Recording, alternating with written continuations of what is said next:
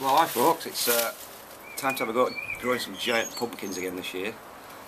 What I've done this year, I've joined this club called the EGVGA, European Giant Veg Growers Association. And for a small fee, they do like a seed sharing thing, and they send you all sorts of seeds from all sorts of record breaking seeds, like pumpkins. I've got some here from a £1,500 pumpkin. You'll never get them any other way, so I'll just show them. They send you in these little packets with a little photograph of them, so you know what they look like. So I thought, why not, I'll have a go at growing some. So I'm going to try and germinate them today. I'm going to plant some. I've got some giant pumpkins and some giant marrows.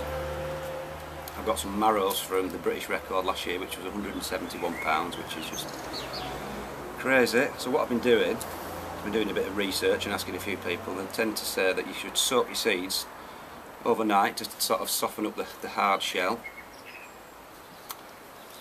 And apparently the seed comes out of this end, the pointed end. Well, some people may beg to differ. Some people say you should never plant them on their edge because the seed can't push open the soil, sorry. So you should never plant them flat.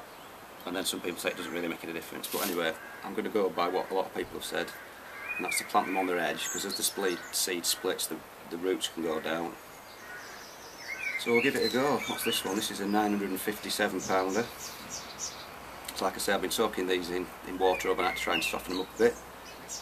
And general consensus is to say just plant them on their edge, about ½ an inch deep, and some wet, moist compost. And don't forget to put your label in, otherwise you don't know which one it is. And this is from the European record holder, £1,581. So I'm hoping this one germinates. I'm only going for if I grow £100, that'll do me.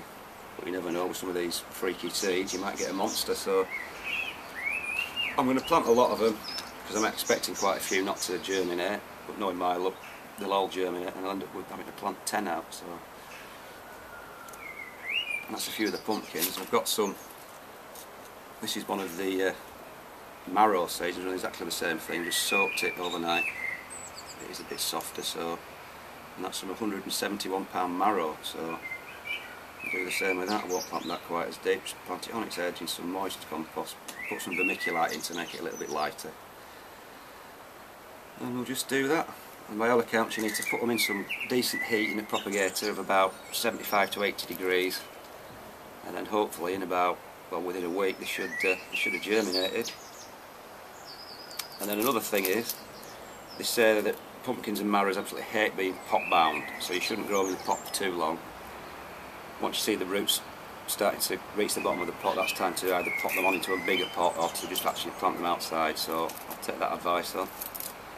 So we'll see how it goes. If we get some decent warm weather and one of these ends up as a freak, I might get a giant one. Like I say, you never know unless you try. So I'll just get on and finish these. So that's my giant pumpkin and marrow trial for this year started.